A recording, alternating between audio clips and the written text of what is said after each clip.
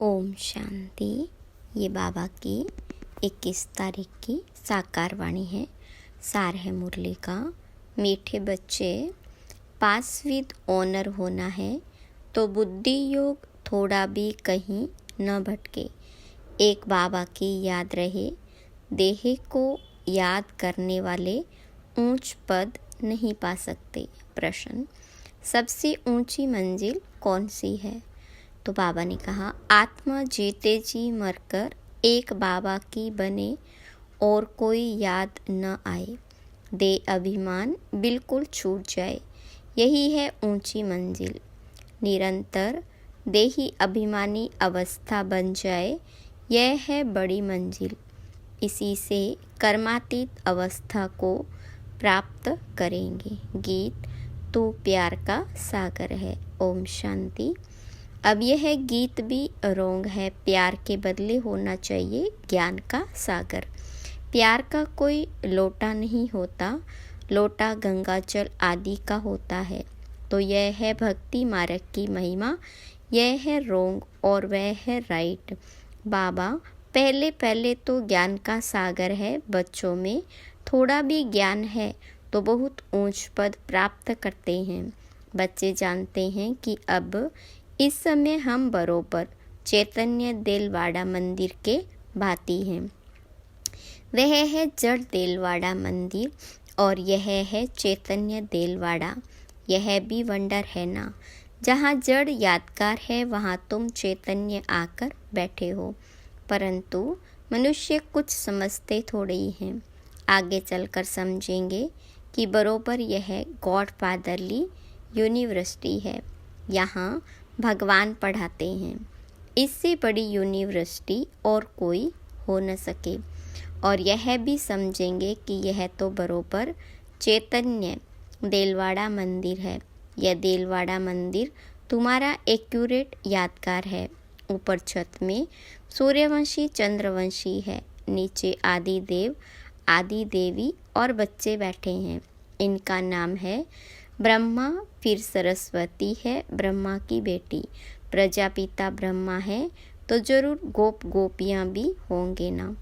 वह है जड़ चित्र जो पास्ट होकर गए हैं, उन्हों के फिर चित्र बने हुए हैं। कोई मरता है तो झट इनका चित्र बना देते हैं।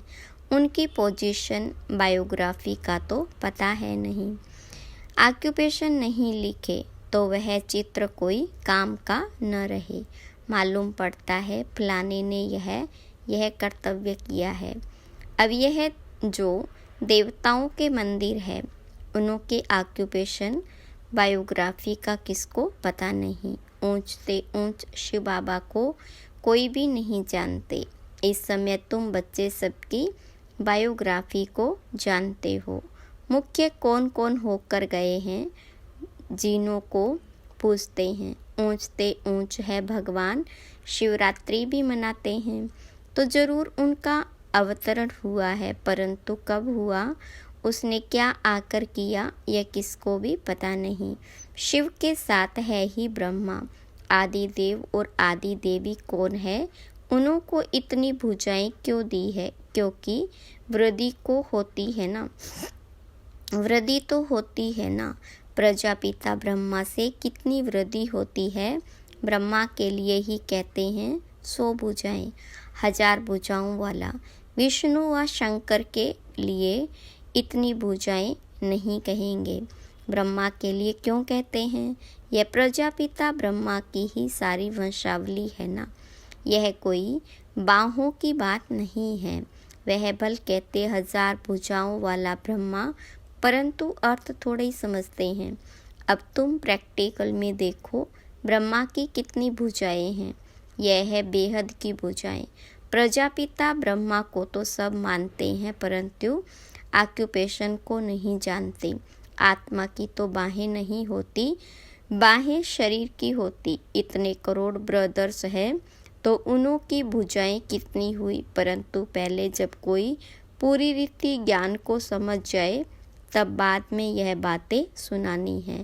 पहली पहली मुख्य बात है, एक बाबा कहते मुझे याद करो और वर्षे को याद करो। फिर ज्ञान का सागर भी गाया हुआ है। कितनी अथाह पॉइंट्स सुनाते हैं, इतनी सब पॉइंट्स तो याद न सके। तंत यानी सार बुद्धि में रह जाता है, पिछाड़ी में तंत हो जाता है मन मनाभव। ज्ञान का सागर श्री कृष्ण को नहीं कहेंगे, वह है रचना। रचता एक ही बाप है, बाबा ही सबको वर्षा देंगे, घर ले जाएंगे बाप का, तथा आत्माओं का घर है ही साइलेंस होम। विष्णुपुरी को बाप का घर नहीं कहेंगे, घर है मूल वतन जहाँ आत्माएं रहती है। यह सब बातें सेंसिबल बच्चे ही धारण कर सकते हैं। इतना सारा ज्ञान कोई की बुद्धि में याद रह न सके, न इतने कागज़ लिख सकते हैं। यह मुरलियाँ भी सबकी सब इकट्ठी करते जाएंगे तो इस सारे हॉल में भी जास्ती हो जाए। उस पढ़ाई में भी कितने ढेर किताब होते हैं। इम्तिहान पास कर लिया फिर तंत बुद्धि में बैठ जाता है। बैरिस्ट्री का इम्तिहान पास कर लिया, एक जन्म के लिए अल्पकाल सुख मिल जाता है, वह है विनाशी कमाई। तुमको तो ये बाबा अविनाशी कमाई कराते हैं। भविष्य के लिए बाकी जो भी गुरु गोसाई आदि है वह सब विनाशी कमाई कराते हैं। विनाश के नज़दीक आते जाते हैं, कमाई कम होती जाती है। तुम कहेंगे कमाई तो बढ़ती जाती है, परंतु नहीं, यह तो सब खत्म हो जाना है। आगे राजाओं आदि की कमाई चलती थी, अभी तो वे भी नहीं। तुम्हारी कमाई तो कितना समय चलती है। तुम जानते हो यह बना बनाया ड्रामा है जिसको दुनिया में कोई नहीं जानते। तुम्हारे में भी नंबरवार है जिनको धारणा होती है। कई तो बिल्कुल कुछ भी समझा नहीं सकते। कोई कहते हम मित्र संबंधियों आदि को समझाते हैं, वह भी तो अल्पकाल हुआ ना। औरों को प्रदर्शनी आदि क्यों नहीं समझाते। पूरी धारणा नहीं है, अपने को मियाँ मिट्टू तो नहीं समझना है ना। सर्विस का शौक है तो जो अच्छी रीति समझाते हैं उनका सुनना चाहिए। बाबा ऊंच पद प्राप्त कराने आए हैं तो पुरुषार्थ करना चाहिए ना, परंतु तकदीर में नहीं है तो श्रीमत भी नहीं मानते, फिर पद भ्रष्ट हो जाता। ड्रामा प्लान अनुसार राजधानी स्थापन हो रही है, उसमें तो सब प्रकार के चाहिए ना। बच्चे समझ सकते हैं, कोई अच्छी प्रजा बनने वाले हैं, कोई कम। बाबा कहते हम तुमको राजयोग सिखलाने आया हूँ। देलवाड़ा मंदिर में राजाओं के चित्र है ना, जो पूज्य बनते हैं वही फिर पुजारी बनते हैं। राजा रानी का मर्तबा तो ऊंच है ना। फिर वाम मार्ग में आते हैं तब भी राजाई अथवा बड़े बड़े साहूकार तो जगन्नाथ के मंदिर में सबको ताज दिखाया है, प्रजा को तो ताज नहीं होगा। ताज वाले राजाएं भी विकार में दिखाते हैं। सुख संपत्ति तो उन्हों को बहुत होगी, संपत्ति कम जास्ती तो होती है। हीरे के महल और चांदी के महलों में फ़र्क तो होता है ना। तो बाबा बच्चों को कहेंगे अच्छा पुरुषार्थ कर ऊंच पद पाओ। राजाओं को सुख जास्ती होता है, वहाँ सब सुखी होते हैं। जैसे यहाँ सबको दुख है, बीमारी है आदि तो सबको होती ही है, वहाँ सुख ही सुख है। फिर भी मर्तबे तो नंबरवार है। बाबा सदैव कहते हैं पुरुषार्थ करते रहो, सुस्त मत बनो। पुरुषार्थ से समझा जाता है ड्रामा अनुसार इनकी सदगति इस प्रकार की इतनी ही होती है। अपनी सदगति के लिए श्रीमत पर चलना है। टीचर की मत पर स्टूडेंट न चले तो कोई काम के नहीं। नंबरवार पुरुषार्थ अनुसार तो सब है। अगर कोई कहते हैं कि हम यह नहीं कर सकेंगे तो बाकी क्या सीखेंगे। सीख कर होशियार होना चाहिए। जो कोई भी कहे यह समझाते तो बहुत अच्छा है, परंतु आत्मा जीते जी मरकर एक बाबा की बने और कोई याद न आए, दे अभिमान छूट जाए, यह है ऊंची मंजिल। सब कुछ भूलना है, पूरी देही अभिमानी अवस्था बन जाए, यह बड़ी मंजिल है। वहाँ आत्माएं है ही अशरीरी, फिर यहाँ आकर देह धारण करती है। अब फिर यहाँ इस देह में होते हुए अपने को अशरीरी समझना है। यह मेहनत बड़ी भारी है। अपने को आत्मा समझ कर्मातीत अवस्था में रहना है। सर्प को भी अकल है ना, पुरानी खाल छोड़ देते तो तुमको दे अभिमान से कितना निकलना है। मूल वतन में तो तुम हो ही देही अभिमानी। यहाँ देह में होते अपने को आत्मा समझना है। देह अभिमान टूट जाना चाहिए। कितना भारी इम्तिहान है। भगवान को खुद आकर पढ़ाना पड़ता है। ऐसे और कोई कह न सके कि देह के सब संबंध छोड़ मेरा बनो। अपने को निराकार आत्मा समझो। कोई भी शरीर का भान न रहे। माया एक दो की देह में बहुत फंसाती है। इसलिए बाबा कहते इस साकार को भी याद नहीं करना है। बाबा कहते तुमको तो अपनी देह को भी भूलना है। एक बाबा को याद करना है। इसमें बहुत मेहनत है। माया अच्छे अच्छे बच्चों को भी नाम रूप में लटका देती है। यह आदत बड़ी खराब है। शरीर को याद करना यह तो भूतों की याद हो गई। हम कहते हैं एक शिव बाबा को याद करो, तुम फिर 5 भूतों को याद करते रहते हो। देह से बिल्कुल लगाव नहीं होना चाहिए। ब्राह्मणी से भी सीखना है, न कि उनके नाम रूप में लटकना है। देही अभिमानी बनने में ही मेहनत है। बाबा के पास भलचाट बहुत बच्चे भेज देते हैं, परंतु बाबा उस पर विश्वास नहीं करता है। कोई तो कहते हम शिव बाबा के सिवाय और किसको याद नहीं करते, परंतु बाबा जानते हैं। पाई भी याद नहीं करते। याद की तो बड़ी मेहनत है। कहाँ न कहाँ फंस पड़ते हैं। देहधारी को याद करना यह तो 5 भूतों की याद है। इनको भूत पूजा कहा जाता। भूत को याद करते हैं। यहाँ तो तुमको एक शिव बाबा को याद करना है। पूजा की तो बात नहीं। भक्ति का नाम निशान गुम हो जाता, फिर चित्रों को क्या याद करना है। वह भी मिट्टी के बने हुए हैं। बाबा कहते यह भी सब ड्रामा में नूंद है। अब फिर तुमको पुजारी से पूज्य बनाता हूँ। कोई भी शरीर को याद नहीं करना है सिवाय एक बाबा के। आत्मा जब पावन बन जाएगी तो फिर शरीर भी पावन मिलेगा। अभी तो यह शरीर पावन नहीं। पहले आत्मा जब सतो प्रधान से सतो रजो में आती है तो शरीर भी उस अनुसार मिलता है। अभी तुम्हारी आत्मा पावन बनती जाएगी, लेकिन शरीर अभी पावन नहीं होगा। यह समझने की बातें हैं। यह पॉइंट्स भी उनकी बुद्धि में बैठेगी जो अच्छी रीति समझकर समझाते रहते हैं।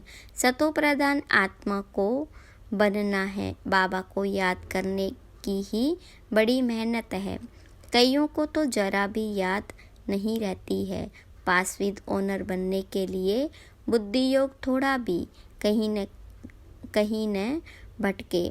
एक बाबा की याद रहे, परंतु बच्चों का बुद्धि योग भटकता रहता है। जितना बहुतों को आप समान बनाएंगे उतना ही पद मिलेगा। देह को याद करने वाले कभी ऊंच पद पा न सके। यहाँ तो पास विद ओनर होना है। मेहनत बिगर यह पद कैसे मिलेगा। देह को याद करने वाले कोई पुरुषार्थ नहीं कर सकते। बाबा कहते पुरुषार्थ करने वाले को फॉलो करो। यह भी पुरुषार्थ ही है ना। यह बड़ा विचित्र ज्ञान है। दुनिया में किसको भी पता नहीं, किसकी भी बुद्धि में नहीं बैठेगा कि आत्मा की चेंज कैसे होती है। यह सारी गुप्त मेहनत है। बाबा भी गुप्त है। तुम राजाई कैसे प्राप्त करते हो। लड़ाई झगड़ा कुछ भी नहीं है। ज्ञान और योग की ही बात है। हम कोई से लड़ते नहीं हैं। यह तो आत्मा को पवित्र बनाने के लिए मेहनत करनी है। आत्मा जैसे जैसे पतित बनती जाती है तो शरीर भी पतित लेती है। फिर आत्मा को पावन बनकर जाना है। बहुत मेहनत है। बाबा समझ सकते हैं कौन कौन पुरुषार्थ करते हैं। यह है शिव बाबा का भंडारा। शिव बाबा के भंडारे में तुम सर्विस करते हो। सर्विस नहीं करेंगे तो पाई पैसे का पद जाकर पाएंगे। बाबा के पास सर्विस के लिए आए और सर्विस नहीं की तो क्या पद मिलेगा। यह राजधानी स्थापन हो रही है, इसमें नौकर चाकर आदि सब बनेंगे ना। अभी तुम रावण पर जीत पाते हो, बाकी और कोई लड़ाई नहीं। यह समझाया जाता है। कितनी गुप्त बात है। योग बल से विश्व की बादशाही तुम लेते हो। तुम जानते हो हम अपने शांति धाम के रहने वाले हैं। तुम बच्चों को बेहद का घर ही याद है। यहाँ हम पार्ट बजाने आए हैं, फिर जाते हैं अपने घर। आत्मा कैसे जाती है यह भी कोई समझते नहीं। ड्रामा प्लान अनुसार आत्माओं को आना ही है। अच्छा, मीठे मीठे सिक्के लदे बच्चों प्रति माता पिता बाप दादा का याद प्यार और गुड मॉर्निंग। रूहानी बाप की रूहानी बच्चों को नमस्ते। रूहानी बच्चों की रूहानी बाप दादा को याद प्यार गुड मॉर्निंग और नमस्ते। धारणा के लिए मुख्य सार। पहली पॉइंट, किसी भी देहधारी से लगाव नहीं रखना है। शरीर को याद करना भी भूतों को याद करना है, इसलिए किसी के नाम रूप में नहीं लटकना है। अपनी देह को भी भूलना है। भविष्य के लिए अविनाशी कमाई जमा करनी है। सेंसिबल बन ज्ञान के पॉइंट्स को बुद्धि में धारण करना है। जो बाबा ने समझाया वह समझकर दूसरों को सुनाना है।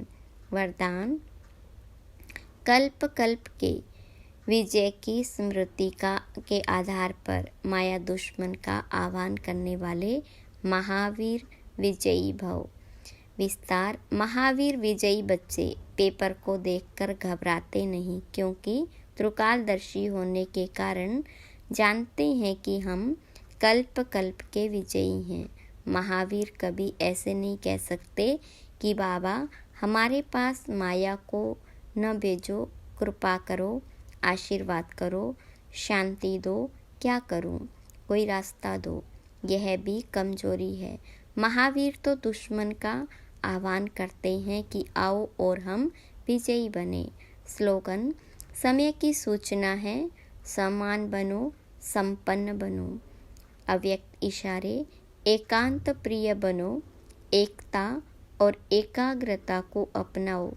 कोई भी सिद्धि के लिए एक तो एकांत, दूसरी एकाग्रता, दोनों की विधि द्वारा सिद्धि को पाते हैं। जैसे आपके यादगार चित्रों द्वारा सिद्धि प्राप्त करने वालों की विशेष 2 बातों की विधि अपनाते हैं, एकांतवासी और एकाग्रता। यही विधि आप भी साकार में अपनाओ। एकाग्रता कम होने के कारण ही दृढ़ निश्चय की कमी होती है। एकांतवासी कम होने के कारण ही साधारण संकल्प बीज को कमजोर बना देते हैं। इसलिए इस विधि द्वारा सिद्धि स्वरूप बनो। अच्छा, ओम शांति।